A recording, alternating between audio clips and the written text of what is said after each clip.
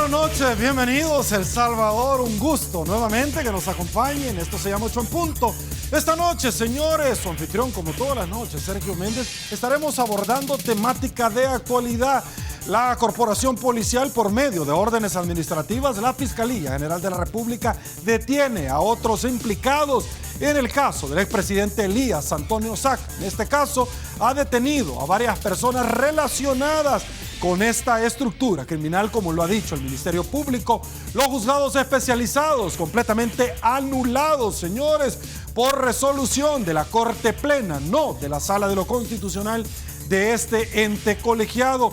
Conversaremos sobre muchas temáticas esta noche. Particularmente conoceremos cuál es la relación que se está articulando hasta este momento, según redes sociales se ha viralizado entre el gobierno y aparentemente de las maras.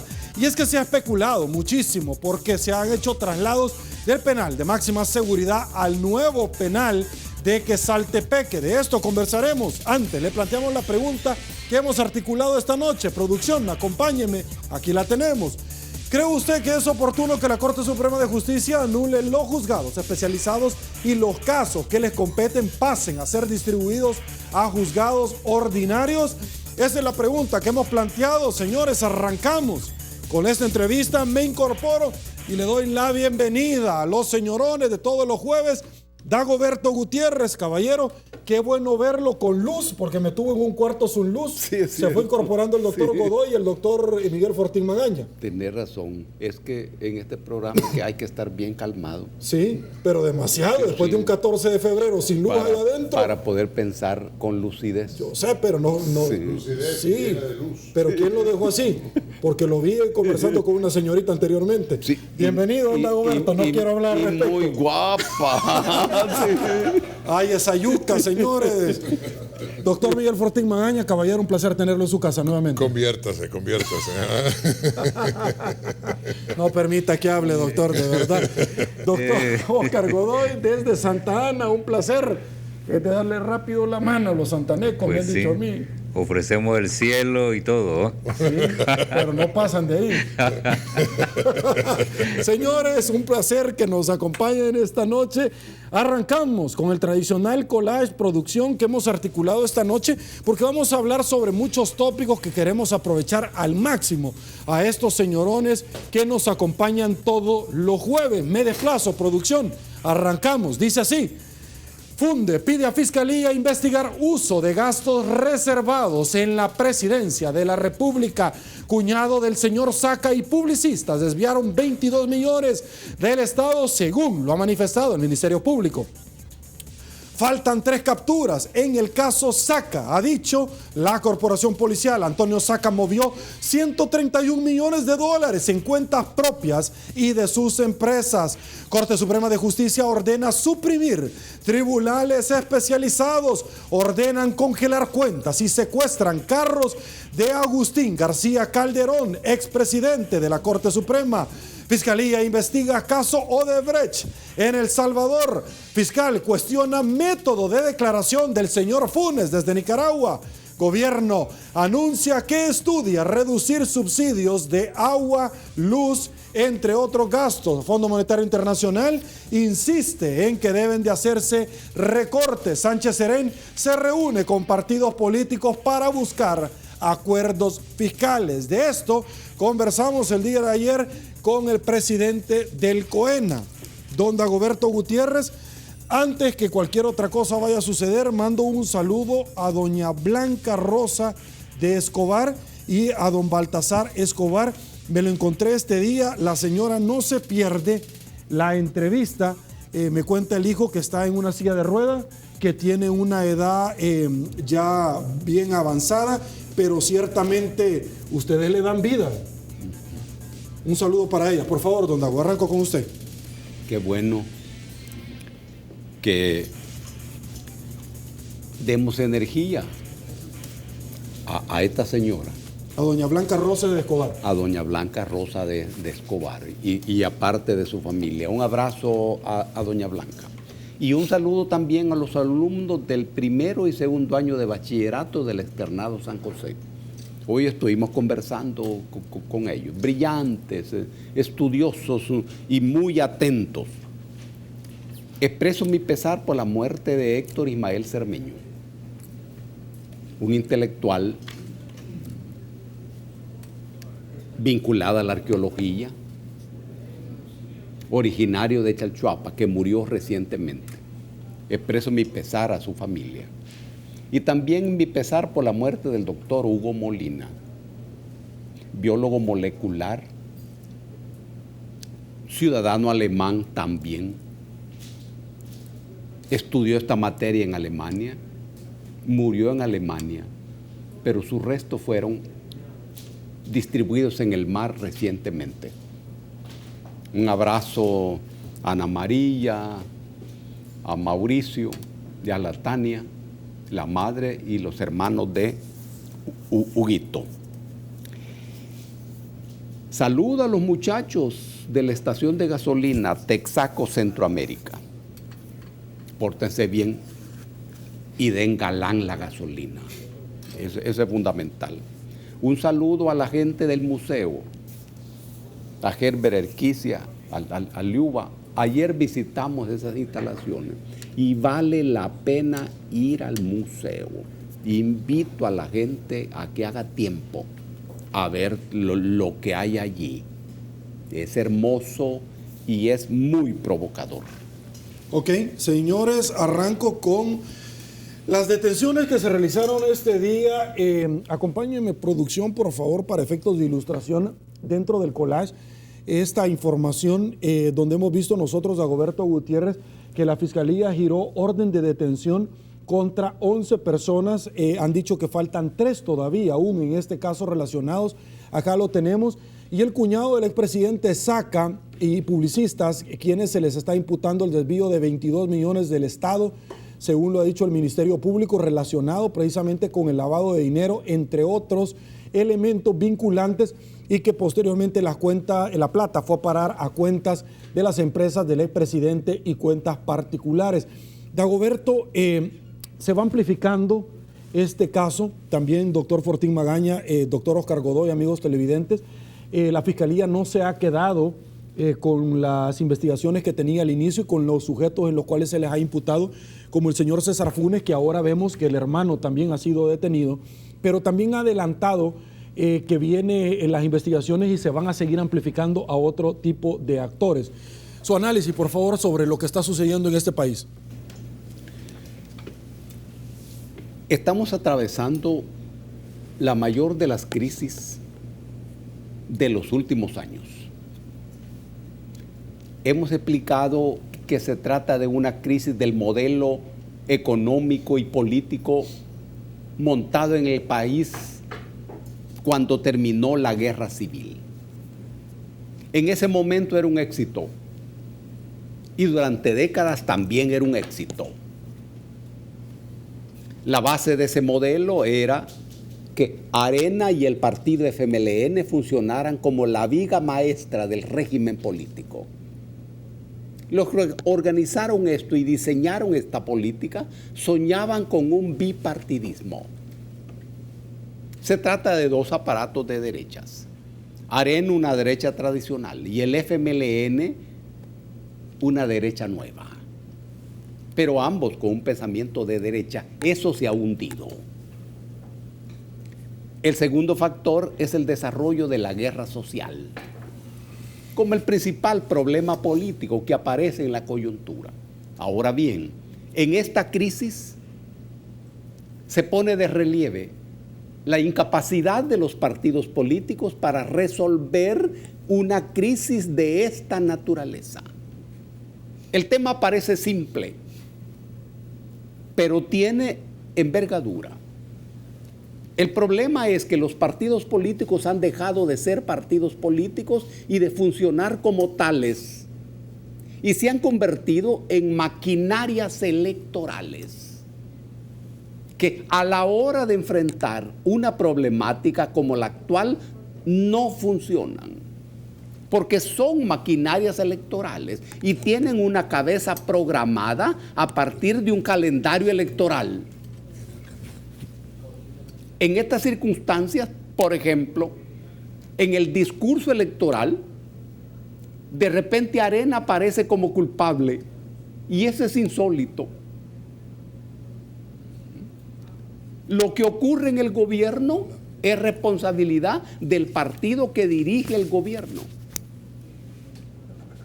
Claro, y dentro de un criterio electoral, es ese aspecto electoral el que se impone a todas las consideraciones políticas. Ahora bien, ante la incapacidad de los partidos de resolver la crisis, en este momento se impone un gabinete de crisis. De tal manera que no sean las mismas personas que han llevado al país y al gobierno a esta situación aparentemente sin solución, las que aporten la solución. Se sabe abundantemente que no tienen soluciones en su cabeza. Por eso se impone un gabinete de crisis en donde las personas que participen pertenezcan a distintos sectores sociales, más allá de la estructura gubernamental.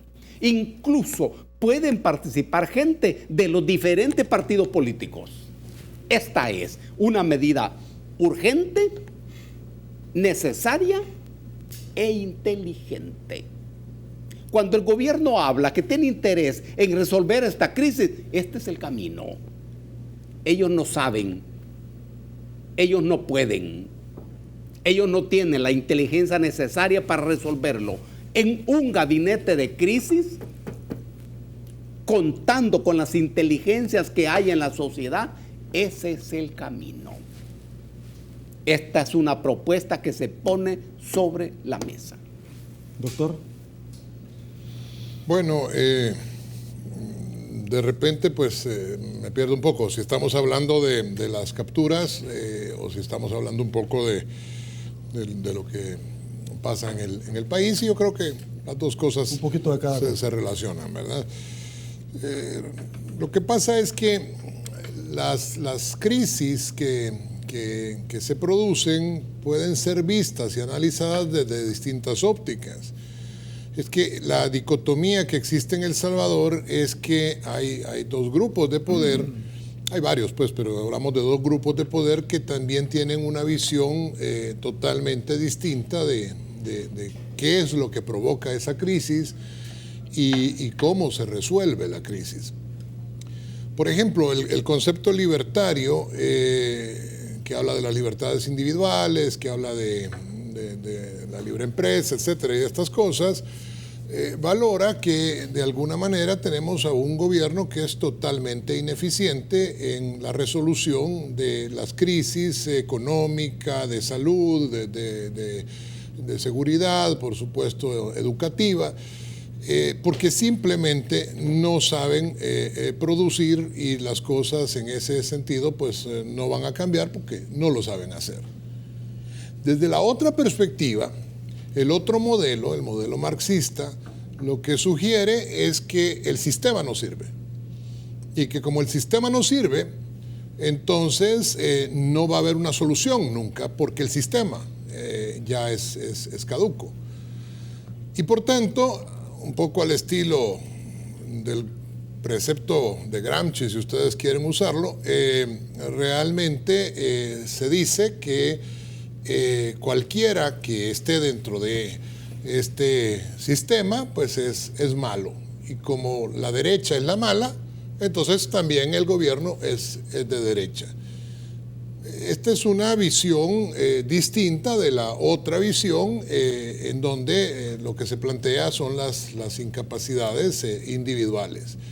Y ciertamente puede suceder al final que nos demos cuenta que los actores del momento nacional, en general, todos, pues son bastante malos al tratar de resolver las crisis.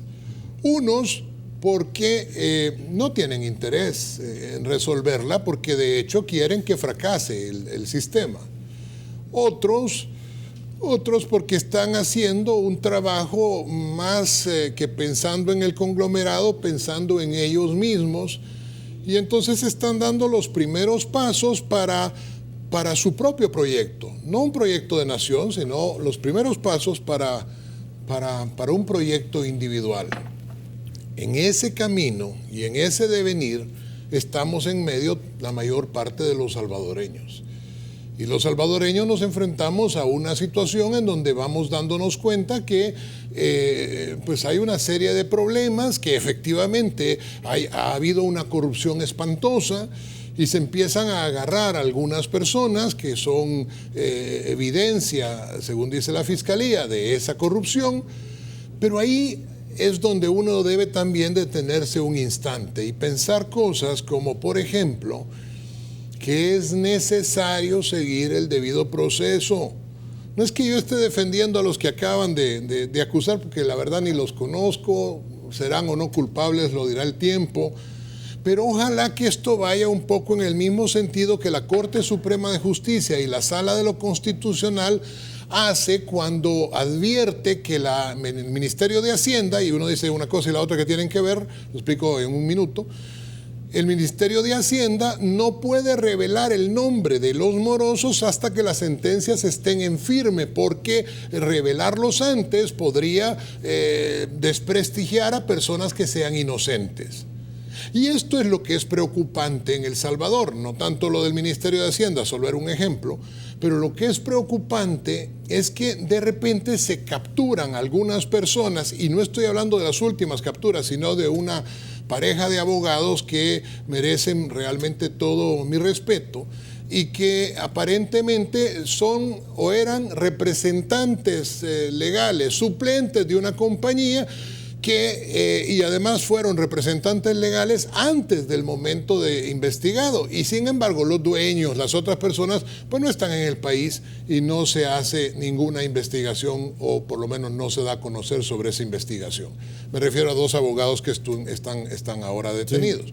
En ese orden de idea hay un gran peligro a que finalmente la Fiscalía General de la República, que es apreciada por honesta en este momento por la población, pueda ir perdiendo la credibilidad si no se sigue el debido proceso. De manera que, y si no hay resultados en cuanto a la judicialización de los casos.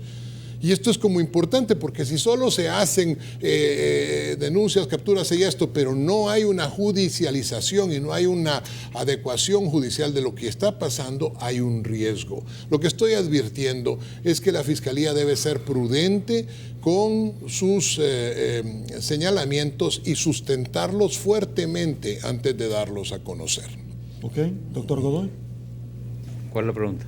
Pues sí. Estamos hablando quizás tanto la situación del país que está aconteciendo,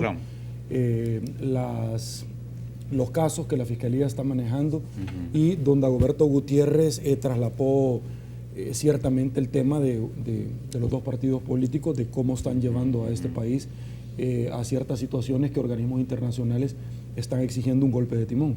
Y antes que empiece, solo quiero agradecer la inmensa, ¿cómo se llama? Expresión de dadivosidad del canal de darnos medio pastelito para que lo compartamos entre todos. Fíjese que le voy a decir una cosa, doctor. Yo quiero decir abiertamente algo. Cuénteme.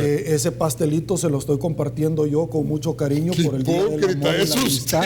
Lo estoy diciendo yo al aire, no tengo ningún problema. De hecho, en una forma muy comprometedora, hace un rato en la salita sin luz, el doctor se nos acercaba, y por lo cual decidimos mejor trasladarnos al estudio. Doctor Godoy. Bueno, vamos a hacer a un lado esa obsesión freudiana. Sí, así es. El hombre Sigmund Freud. Sí. Esas expresiones dacanianas, diríamos, ¿verdad? Los teóricos de la sexualidad. O de Master y Johnson. Sí. Sí. Bueno. Virginio le vamos a decir. Respecto al primer punto de las capturas de ahora, yo creo que era necesario un poquito más de acción. Ya teníamos días de que el fiscal no nos daba material, ¿verdad? Sí. Y había mucha tensión en la gente porque habían pasado varias semanas sin estos temas, ¿verdad? Bueno, y como me comentan, doctor, antes de que sigas, no solamente vienen detenciones, en este caso faltan 3, sino que vienen otra cantidad de detenciones en otros casos que el fiscal ha estado preparando. Sí. Bueno, todos vimos medios ahora y sabemos qué pasó, ¿verdad? Captura de parte de una red supuesta, ¿verdad?, de cómo se trasegó y se limpió dinero de Casa Presidencial hacia cuentas personales. Se pone en evidencia el modus operandi, ¿verdad?, de utilizar agencias de publicidad y medios muy parecido a otro funcionario que más adelante quizás veamos que el modus operandi es igual, ¿verdad? Utilizar medios de comunicación, agencias de publicidad, me refiero al caso Polistepeque, ¿verdad?, que generó una renta, ¿verdad?, según se dice, a partir de movilización de dinero desde Casa Presidencial y encubrimiento. Eso es lo que pasó este día y va a pasar de aquí a unos 3, 4 días más con las capturas pendientes, que ponen en evidencia que los tentáculos de la corrupción son fuertes, son grandes, pero que, como lo conversábamos con unos amigos diplomáticos ahora por la mañana, que estaban un poco incómodos, ¿verdad?, porque decían, el fiscal no nos ha dicho nada del Chaparral, no nos ha dicho nada de Polistepeque, no ha dicho nada de un expresidente de Asamblea Legislativa, y entonces tengo miedo, me decía este amigo, ¿verdad?, de que el fiscal se pueda ir cargando a un lado. Y le digo yo, no. Yo creo que lo que se está pasando es que se está desarmando primero la gran estructura que cubría a los otros, ¿verdad?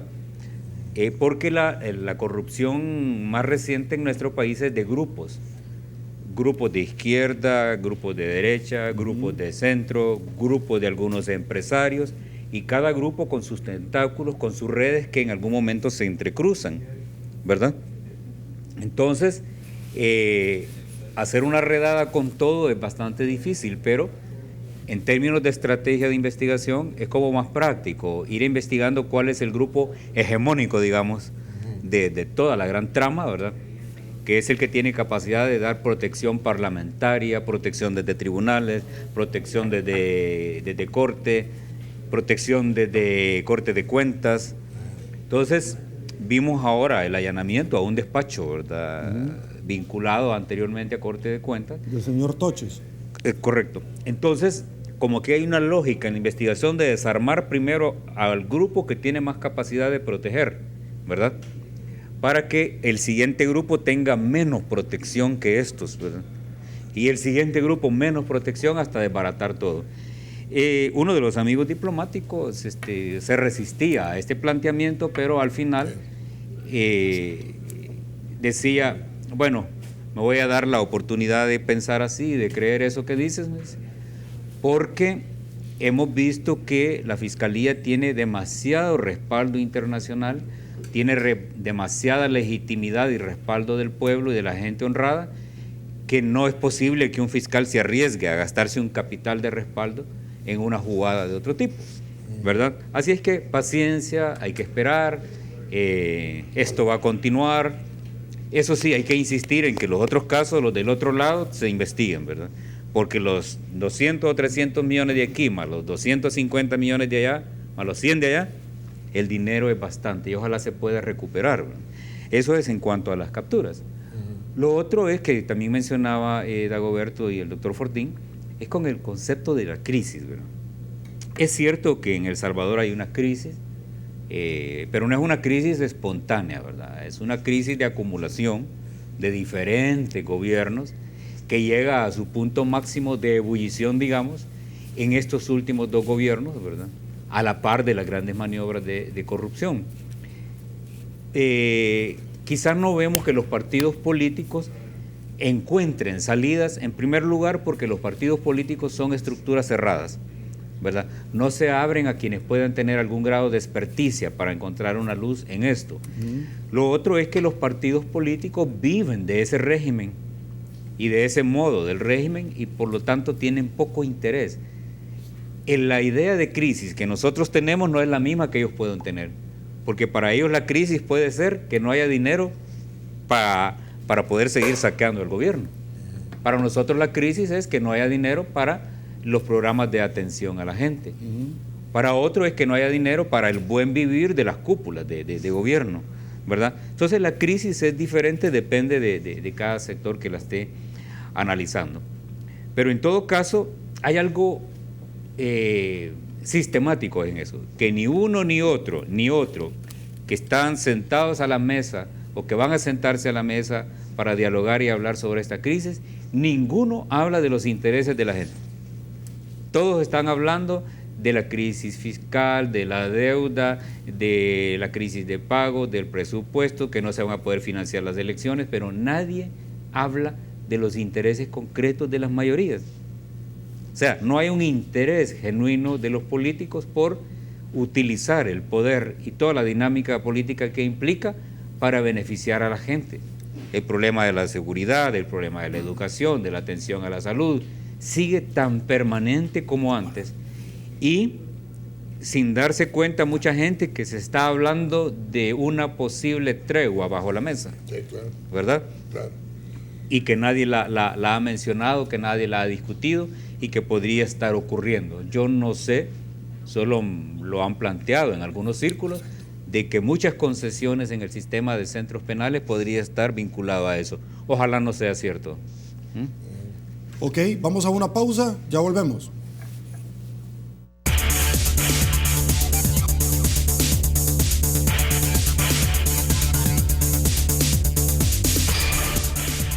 Estamos de regreso, mil gracias El Salvador. En ese segmento tenemos, como todas las noches, muy buenos consejos para todos ustedes, gracias a uno de los patrocinadores de esta su entrevista.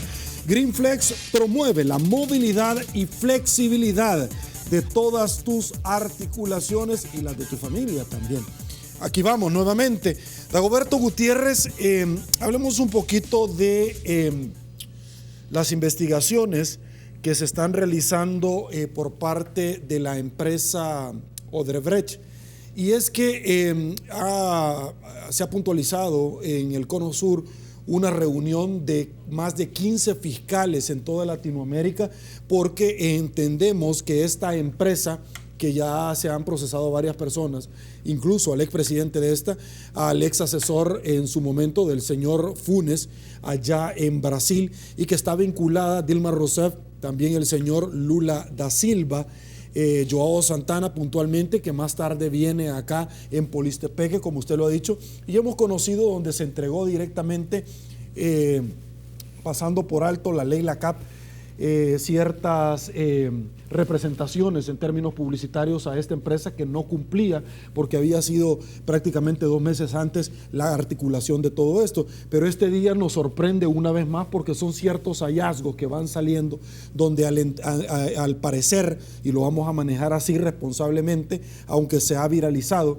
se dio una orden a muchos ministerios que tenían que acatar la contratación de Polistepeque en su momento por parte del señor Funes, que no quiso dar ningún tipo en su momento de explicación. Hablemos de este tema de corrupción, de sobornos, esta trama, y que por supuesto también tiene, como lo ha dicho este editorial, un tentáculo en su momento en El Salvador. Por favor. Este es un tema que tiene que ver con varios aspectos.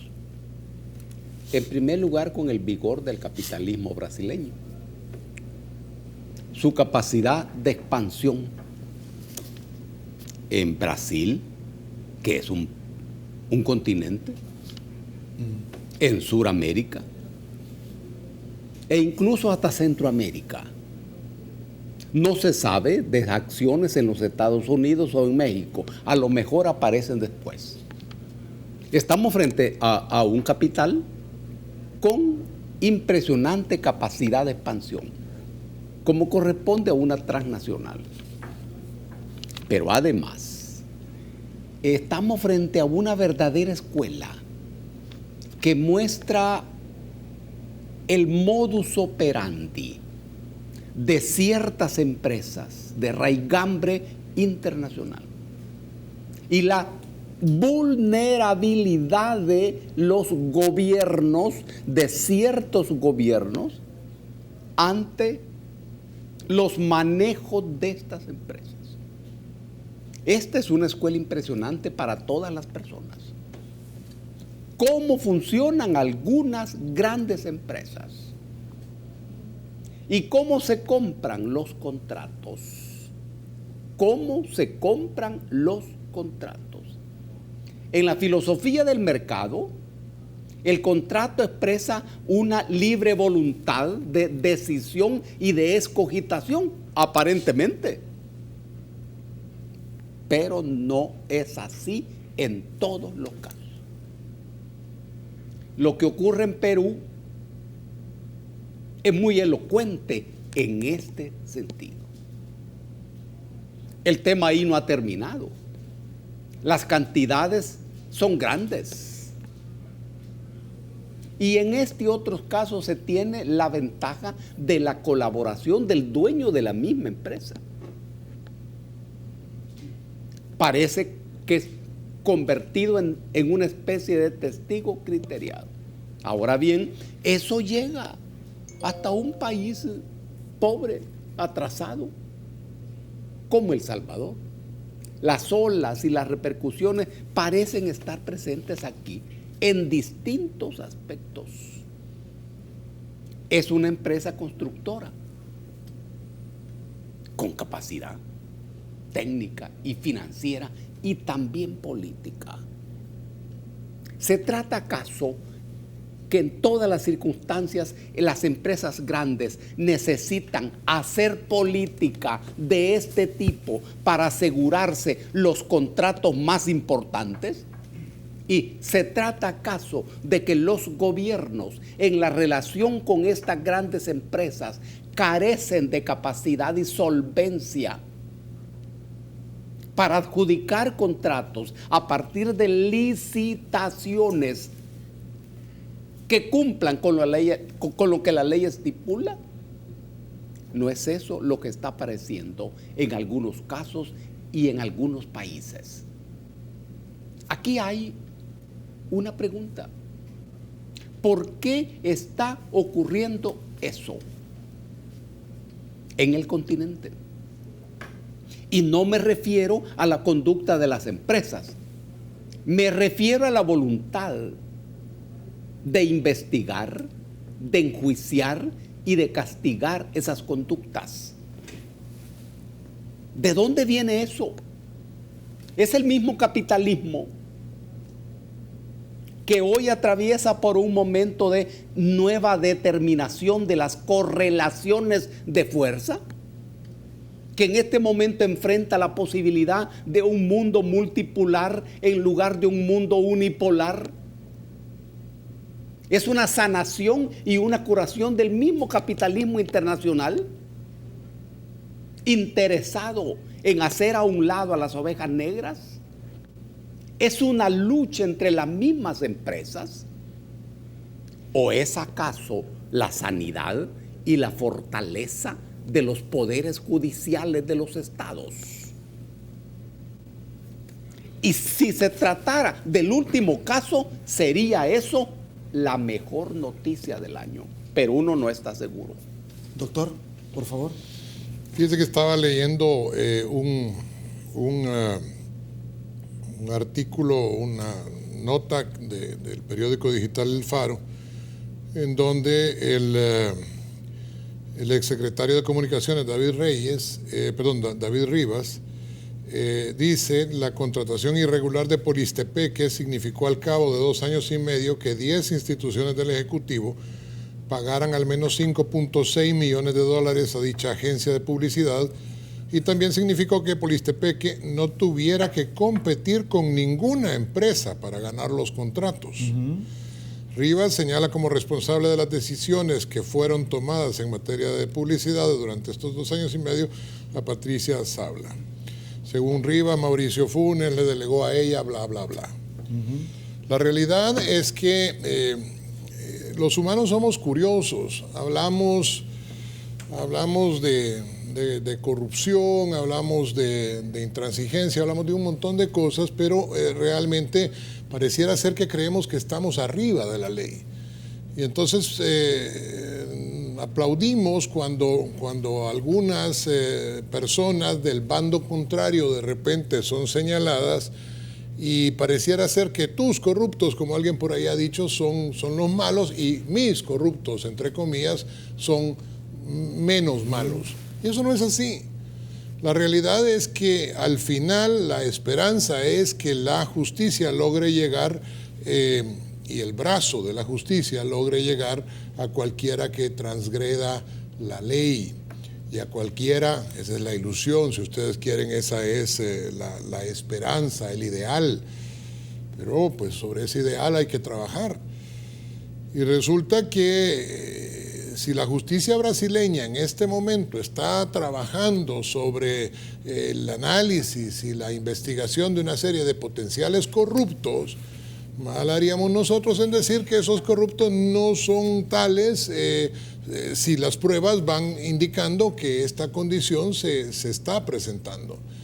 Y no nos importaría nada lo que pase en Brasil como lo que pase en Sudáfrica o pase en el Japón, a menos que sea como una situación de discusión más o menos semántica sobre lo que ocurre en el mundo, si no fuera porque esto termina repercutiendo en nuestro país, en las pobrezas de nuestro país, en los problemas de nuestro país, en las circunstancias de corrupción de nuestro país. Y por eso es que sí nos importa. Por eso es que nos importa lo que está ocurriendo allá, porque de alguna manera, según lo sabemos, tiene alguna repercusión con el primer gobierno del FMLN, que de alguna manera se distanció de cualquier ideología política, y en ese sentido me parece que fue así, aunque evidentemente fue un gobierno del FMLN, se distanció, digo, porque al fin y al cabo se comportó como un gobierno nada más, en donde privaba no la meritocracia, cual fue la palabra del presidente de ese momento, sino realmente las ganas de hacerse rico. Porque lo que es curioso dentro de todas estas cosas es cómo se habla con tal avidez de que la riqueza es mala, pero es lo que estas personas buscan. Lo que es malo es el método. Lo que es verdaderamente perverso es hacerse rico a costillas del dinero que es del pueblo. Lo que es totalmente desagradable, detestable, es que haya personas que son capaces de hacerse rico a costillas de la salud, de la educación y de la seguridad de un pueblo. A la nota a la cual usted hacía referencia sobre ese rotativo, precisamente es esta. Compártamela, producción, y es esta, precisamente, periódico digital El Faro, Joao Santana, hoy procesado ya y condenado. Dijo el presidente Funes que para Polistepeque no era un negocio El Salvador. Posteriormente se retiró de nuestro país y haber ganado directamente. Pero ese solo es el inicio de la nota. Correcto, pero lo que pasa es que es el punto de referencia, el punto de partida. Claro, pero se fueron. Ahí lo que pasa es que dice que no es negocio porque solo eran unos cuantos millones de dólares.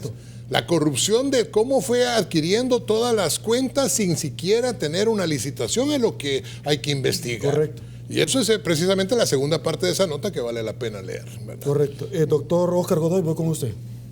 Bueno, sobre este tema no hay que olvidar que hay dos grandes dinámicas políticas en el continente. Una que es la que está en crisis, que es la dinámica de la corrupción, que pasa de ser una corrupción, digamos, en niveles tolerables, entre comillas, a ser una corrupción desbordada, movida desde aparatos empresariales y políticos terribles, que hacen del poder, ¿verdad?, y de la voluntad del pueblo una mercancía, en un claro fetichismo por el poder mismo, ¿verdad?, en una forma superior de corrupción que se instaura en el continente como el modo de acumulación rápida de fortunas que generan además otras fortunas en sus operaciones de lavado, y que en la medida en que se dan esas grandes acumulaciones van haciendo sucumbir, digamos, la legitimidad y la credibilidad de los diferentes regímenes del continente, y van desproporcionando el facilismo en la toma de decisiones, y van también instalando una práctica de cultura política en la que todos los funcionarios y los referentes del poder, incluyendo empresarios, le dan la espalda totalmente a la gente, le dan la espalda totalmente al pueblo, se olvidan que el poder que sustentan emana de la gente, de la voluntad y de la esperanza de la gente, y convierten ese poder en una gran herramienta para acumular dinero por todos lados, en una posición bien inmoral, ¿verdad? Porque las cantidades de dinero que acumulan por la vía de la corrupción, uno cuando ve, se pueden pasar décadas y décadas y nunca se lo van a gastar. Pero cuando la corrupción llega a niveles tan grandes, entra en lo que en teoría política se llama situación friccionaria. La situación friccionaria es cuando la acumulación de dinero ilícito está tan desbordada que crea poderes superlativos al margen del poder formal, de las estructuraciones formales del poder que deberían emanar de la ley, de la Constitución, y construyen poderes fácticos suficientes para hacer subordinar cortes supremas, para hacer subordinar cortes de cuenta, parlamentos, presidentes, ministros.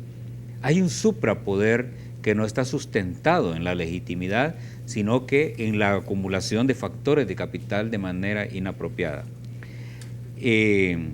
Dagoberto preguntaba, ¿verdad?, qué es lo que hace de que haya una ola, digamos, y esa es la otra dinámica, de resistencia a esta gran turbulencia de la corrupción. Y es precisamente, y el mismo Dagoberto lo respondía, ¿verdad?, es el sistema ajustándose, sacudiéndose, y eso es cíclico. Ahora se trata de la corrupción, a veces se trata del régimen político, a veces de la lucha contra el comunismo, a veces de la lucha contra el terrorismo, pero cada cierto tiempo el sistema tiene que sacudirse para quitarse de encima los excesos en esas deformaciones de la política, en esas deformaciones que desfundamentan la razón política de la democracia y la razón democrática de la política. Esa sacudida rompe con la posibilidad que los países colapsen, como Argentina, por ejemplo, como Guatemala, como la situación de Brasil, ¿verdad?, que está temblando ahora, y como la situación de El Salvador, ¿verdad?, que es sumida en una gran estructura de corrupción y de dinero ilícito vinculado a las grandes redes del narcotráfico, rompen el régimen. Y uno no puede hablar aquí de libertades, de democracia, porque eso es mentira. Hay poderes que determinan la voluntad de miles y miles de personas. Los dueños de los partidos políticos de izquierda, de derechas y de centro determinan las agendas políticas. Ellos dicen qué agenda pasa y qué no pasa. Ellos dicen qué interés es el que hay que defender y el cual no hay que defender. Y eso es fácil comprenderlo cuando uno mira a los juniors de la Asamblea Legislativa, ¿verdad?, de ambos partidos. ¿Cuál es la agenda que defienden? No es la agenda de ellos, no es la agenda del pueblo, no es la agenda de la gente, es la agenda del financista que los determina. Y en los casos más concretos de la corrupción y esos carteles que se están desnudando, yo siempre he dicho en las entrevistas, ¿verdad?, y lo decía en cierta ocasión ante un ex magistrado, de que uno sabía dónde estaban los magistrados porque uno solo seguía la agenda del presidente y ellos siempre iban atrás. En lugar de ser guardianes de la Constitución, guardianes de la ley, guardianes de los intereses del Estado, eran los guardianes de la espalda baja de los presidentes. Y eran los defensores de la barriga de los presidentes. Eran los defensores de esa cantidad de gente que saqueaba el pueblo y que se robaba 1, 2, 3, 100, 200, 300 millones de dólares, a saber para qué. Porque yo cuando llego a tener $500 ya tengo problemas para gastármelo, ¿verdad? Entonces, ¿para qué tanto dinero? No, y no solamente eso, debo de agregar algo. ¿Cuál es la expectativa de vida de estos políticos? Claro. Número uno. Y número dos, doctor, yo jamás he visto a una carroza fúnebre que vaya hacia el Camposanto y que el camión de las mudanzas vaya atrás. ¿Sí? ¿Qué parte no entienden que no se van a llevar nada? Sí. Eso sí, le van a dejar maldiciones hasta 4 generaciones a sus hijos. Claro. Siga, doctor. Porque eso que planteas tiene que ver con la psicopatología de la política. Los psiquiatras saben muy bien, ¿verdad?, que hay disociaciones en el poder, ¿verdad? Y que uno realmente, 1 millón, ¿qué hace uno con 1 millón? Realmente tiene problemas uno, porque las tortillas no son tan caras. Uno puede pasarse el día tomando 3, 4, 5 tazas de café sin gastar ni 5 centavos. Los amigos lo invitan, ¿verdad? No es caro vivir, ¿verdad? Y alguien se quiere llevar 250 millones de dólares para su casa, cayendo en una inmoralidad extrema con dinero robado, que a uno le da derecho de decir, cuando ve cirugías y todo eso, esa nariz es mía, esos cachetes son míos. Y otras cosas. Y otras cosas que uno ve ahí que son de hule, de silicona, que se las pagan con dinero del pueblo. Tenemos derecho sobre eso. Derecho de uso, goce y disfrute de la Es cosa. dinero del pueblo. Sí, podemos entonces, Charmano. No sé. Ay, señor, ¿de qué? Aguánteme un ratito, Dagoberto Gutiérrez, antes de irme a una pausa, si usted quiere opinar, con mucho gusto. Hay un amigo televidente que me hace una pregunta y a mí me parece sumamente interesante. Y es que vimos nosotros donde el Tribunal de Ética Gubernamental ciertamente falla multando con $6,000 al diputado David Reyes. Yo quiero hacerle una pregunta y esta. En algún momento este diputado, y el día de ayer se lo preguntaba yo a Mauricio Interiano, en su momento puso en la placa del carro hasta el reloj y la hora para determinar que el carro de la Asamblea Legislativa estaba con él. Fue hasta que ya no tuvo ninguna posibilidad y estaba acorralado que la hermana ocupó el vehículo para ir a Nicaragua. Esta pregunta se la hago a usted particularmente porque de pronto viene a incentivar mi intelecto.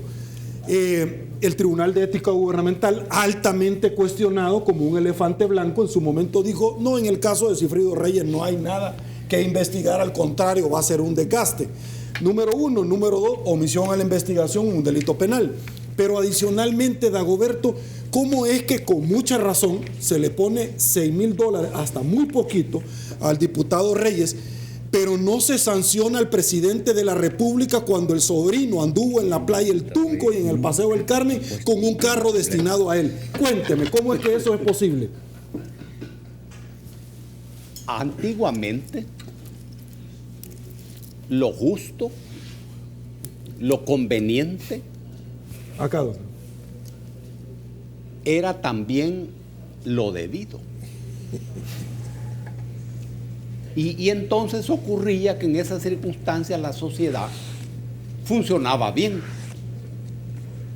Porque si lo bueno y lo justo y lo conveniente es algo que se debe hacer, que forma parte de una normatividad coactiva como la ley, entonces todo va bien.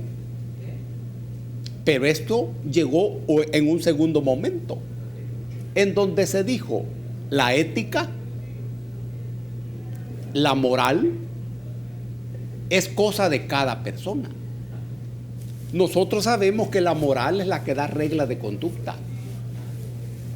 La ética no da reglas de conducta, pero es la reflexión sistemática sobre la vida, sobre la convivencia de las personas. Y esto es lo que genera el sentido político de la ética, justamente para la convivencia. Entonces, se dijo, eso forma parte de cada persona. Lo demás tiene que ver con la ley. Y la relación de la ley con la justicia, eso es otra cosa. Cuando la ética se convierte en un valor institucional referido a los funcionarios, resulta que esto es un gran paso, incluso civilizatorio. El problema es que esa dimensión requiere del respaldo de un poder político que establezca que eso se regule fehacientemente. Cuando no hay ese poder político respaldando esa ética, eso fracasa. Señores, me voy a una pausa comercial. Al regresar vamos a hablar con los caballeros así, rápido y furioso. Una resolución de la Sala de lo Constitucional de la Corte Suprema de Justicia, calientita, que la acaban de dar a conocer, Sala de lo Constitucional confirma que el Ministerio de Hacienda sí puede hacer público quiénes son los deudores del fisco. ¡Ay, ay, ay! Pausa, volvemos.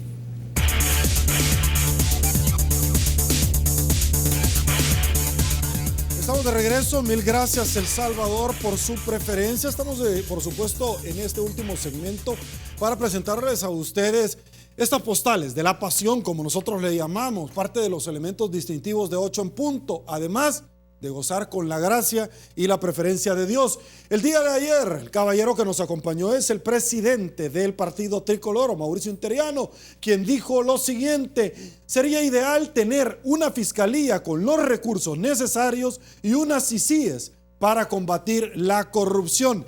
Nuevamente nos incorporamos, aquí tenemos la nota, producción, compártemela ampliamente.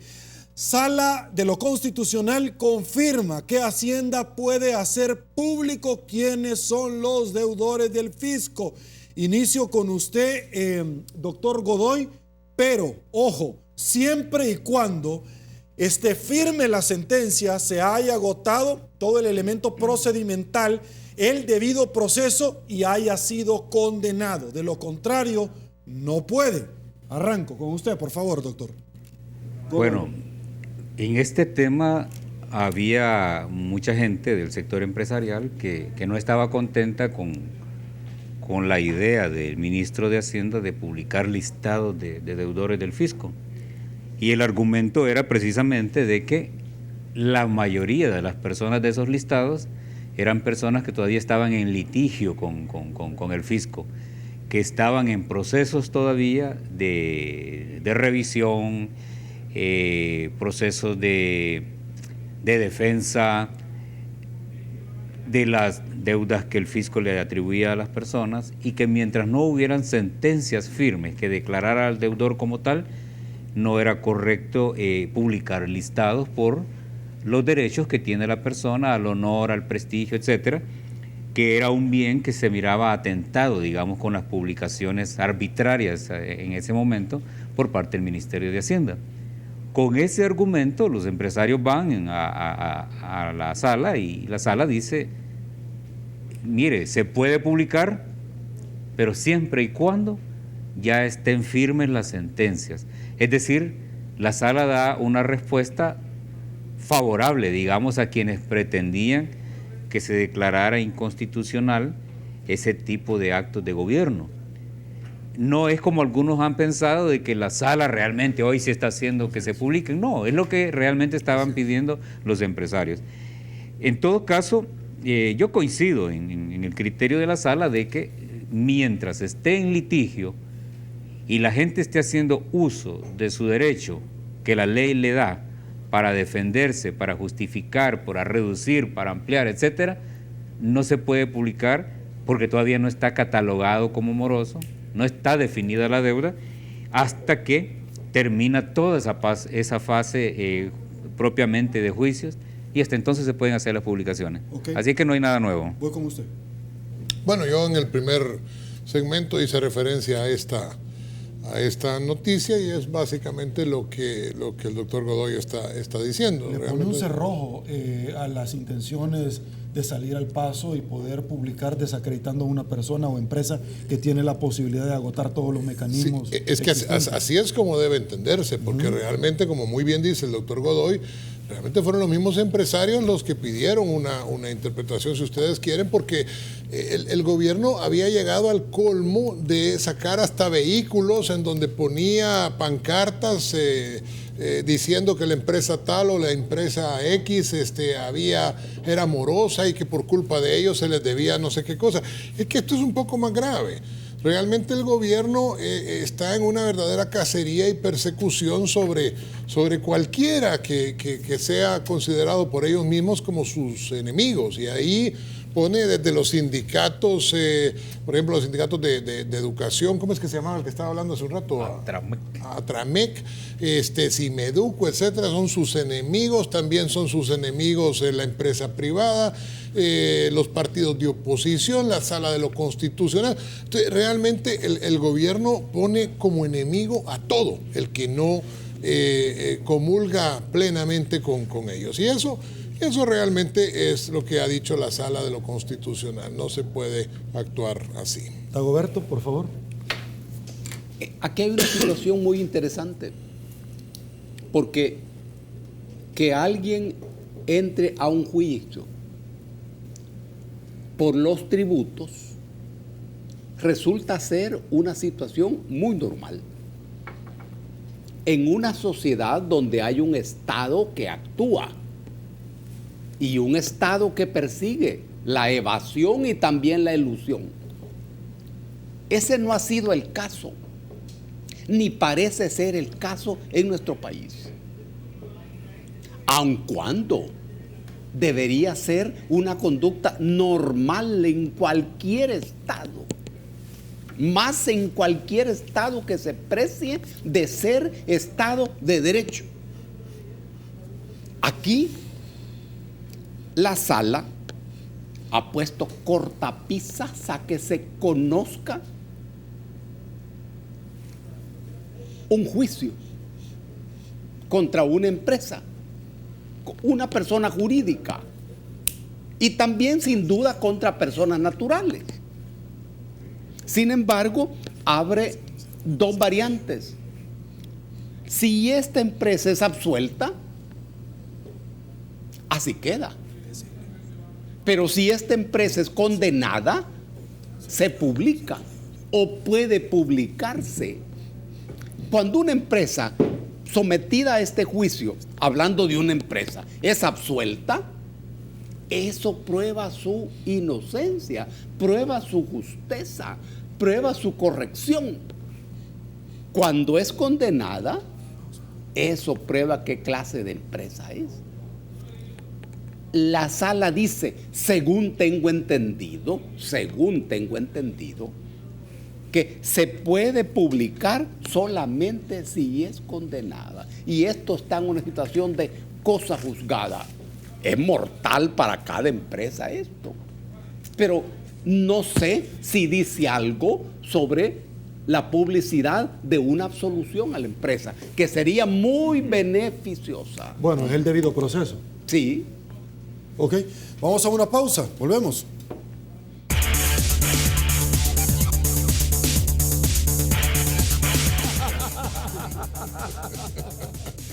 De verdad que usted tiene problemas, doctor. No, yo que usted realmente iba a ver un psiquiatra. Suerte, Mauricio. ¿Tiene micrófono todavía? Sí, no, cómo no. Un rato se estaba despojando de la vestimenta.